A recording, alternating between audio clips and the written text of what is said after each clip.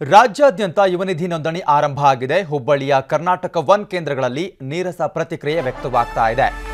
ನೋಂದಣಿ ಕೇಂದ್ರಗಳಿಗೆ ಬಂದು ವಾಪಸ್ ಹೋಗ್ತಿದ್ದಾರೆ ವಿದ್ಯಾರ್ಥಿಗಳು ಅನ್ನುವಂತ ಮಾಹಿತಿ ಸಿಗ್ತಾ ಇದೆ. ಈಗಾಗಲೇ ನಿನ್ನೆಯಿಂದಲೇ ಈ ಒಂದು ಯುವನಿಧಿ ನೋಂದಣಿ ಆರಂಭ ಆಗಿರುವಂತದ್ದು. ಹುಬ್ಬಳ್ಳಿಯ ಕರ್ನಾಟಕ ಒನ್ ನಲ್ಲಿ ನೀರಸ ಪ್ರತಿಕ್ರಿಯೆ ವ್ಯಕ್ತವಾಗ್ತಾ ಇರುವಂತದ್ದು. ನೋಂದಣಿ ಕೇಂದ್ರಗಳಿಗೆ ಬಂದು ವಿದ್ಯಾರ್ಥಿಗಳು ವಾಪಸ್ ಹೋಗ್ತಿದ್ದಾರೆ ಅನ್ನುವಂತ ಮಾಹಿತಿ ಸಿಗ್ತಾ ಇದೆ. ವಿದ್ಯಾರ್ಥಿಗಳ ಅಂಕಪಟ್ಟಿ ಡಿಜಿಟಲೀಕರಣ ಆಗಿಲ್ಲ ಅನ್ನುವಂಥದ್ದು ಕೂಡ ಇಲ್ಲಿ ಮಾಹಿತಿ ಸಿಗ್ತಾ ಇದೆ. ಇನ್ನು ಡಿಜಿಟಲೈಸ್ ಮಾರ್ಕ್ಸ್ ಕಾರ್ಡ್ ಇದ್ರೆ ಮಾತ್ರ ಅಪ್ಲೋಡ್ ಮಾಡಲಿಕ್ಕೆ ಸಾಧ್ಯ ಆಗುತ್ತೆ. ಡಿಜಿಟಲೈಸ್ ಅಂಕಪಟ್ಟಿ ಇಲ್ಲದೆ ಕೆಲ ವಿದ್ಯಾರ್ಥಿಗಳು ವಾಪಸ್ ಆಗಿದ್ದಾರೆ. ಇದು ನ್ಯೂಸ್ 18ನ ರಿಯಾಲಿಟಿ ಚೆಕ್ ಕೂಡ ಆಗಿರುವಂಥದ್ದು. ನಿನ್ನೆಯಿಂದ ರಾಜ್ಯಾದ್ಯಂತ ಯುವನಿಧಿ ನೋಂದಣಿ ಆರಂಭ ಆಗಿರುವಂಥದ್ದು. ಇನ್ನು ಕೆಲವೊಂದು ಕಡೆ ತಾಂತ್ರಿಕ ಸಮಸ್ಯೆಗಳಾಗ್ತಿದ್ದಾವೆ. ಅಂದರೆ ಒಂದಿಷ್ಟು ಮಾರ್ಕ್ಸ್ ಕಾರ್ಡ್ಗಳು ಡಿಜಿಟಲೈಸ್ ಆಗದೇ ಇರುವಂಥದ್ದು, ಮತ್ತು OTP ಇಲ್ಲದೆ ಇರುವಂಥದ್ದು, ಈ ರೀತಿಯಾದಂಥ ಒಂದಿಷ್ಟು ಪ್ರಾಬ್ಲಮ್ಸ್ ಆಗ್ತಿದೆ. ಆನ್ಲೈನಲ್ಲಿ ಅಂಕಪಟ್ಟಿ ಎಂಟ್ರಿ ಆಗಿರಬೇಕು.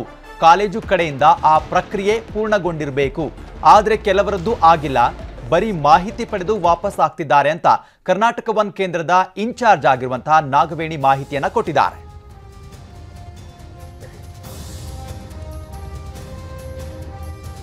ಹುಬ್ಬಳ್ಳಿಯ ಕರ್ನಾಟಕ ಒನ್ ಕೇಂದ್ರವೊಂದರಿಂದ ನಮ್ಮ ಪ್ರತಿನಿಧಿ ಶಿವರಾಮ್ ಅಸುಂಡಿ ವಿವರಣೆಯನ್ನ ಕೊಟ್ಟಿದ್ದಾರೆ, ನೋಡೋಣ. ರಾಜ್ಯಾದ್ಯಂತ ಯುವನಿಧಿ ನೋಂದಣಿ ಆರಂಭಗೊಂಡಿದೆ. ರಾಜ್ಯ ಸರ್ಕಾರ ನಿನ್ನೆ ಚಾಲನೆ ಕೊಟ್ಟಿತ್ತು. ಇವತ್ತು ಎಲ್ಲ ಕಡೆ ಸಹ ಕರ್ನಾಟಕ ಒನ್ ಸೇರಿ ಬೇರೆ ಬೇರೆ ಕಡೆ ನೋಂದಣಿ ಆರಂಭಗೊಂಡಿದೆ. ನಾವೀಗ ಹುಬ್ಬಳ್ಳಿಯ ಇಂದಿರಾ ಗ್ಲಾಸ್ ಹೌಸ್ ಪಕ್ಕದಲ್ಲಿರುವಂಥ ಕರ್ನಾಟಕ ಒನ್ ಸೆಂಟರ್ನಲ್ಲಿದ್ದೇವೆ. ಇಲ್ಲಿ ನೋಡ್ತಾ ಇರ್ಬೋದು, ಖಾಲಿ ಅನಿಸ್ತಾ ಇದೆ. ಇದಕ್ಕೆ ಅಂದರೆ ಯುವಕರಿಂದ ಅಷ್ಟು ನಿರೀಕ್ಷಿತ ಮಟ್ಟದಲ್ಲಿ ಒಂದು ಉತ್ಸಾಹ ಇದಾಗಿಲ್ಲ ಅಂತಲೇ ಹೇಳ್ಬೋದು.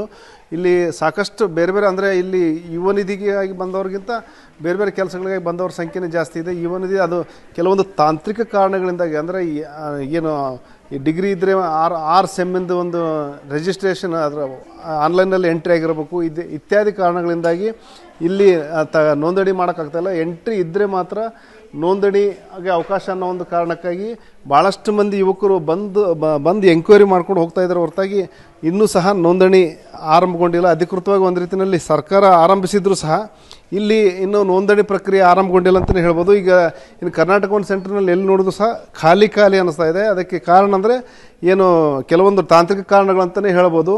ಅದು ಈ ಕಾರಣಕ್ಕಾಗಿಯೇ ಇಲ್ಲಿ ಏನು ಅಧಿಕೃತವಾಗಿ ಆರಂಭಗೊಂಡಿದ್ರು ಸಹ, ಚಾಲನೆ ಸಿಕ್ಕಿದ್ರು ಸಹ ಇಲ್ಲಿ ಒಂದು ನೋಂದಣಿ ಇನ್ನೂ ಪ್ರಕ್ರಿಯೆ ಆರಂಭಗೊಂಡಿಲ್ಲ ಅಂತ ಹೇಳ್ಬೋದು. ಇಲ್ಲಿ ಏನು ಇನ್ಚಾರ್ಜ್ ಇದ್ದಾರೆ ಅವ್ರನ್ನೇ ಕೇಳೋಣ.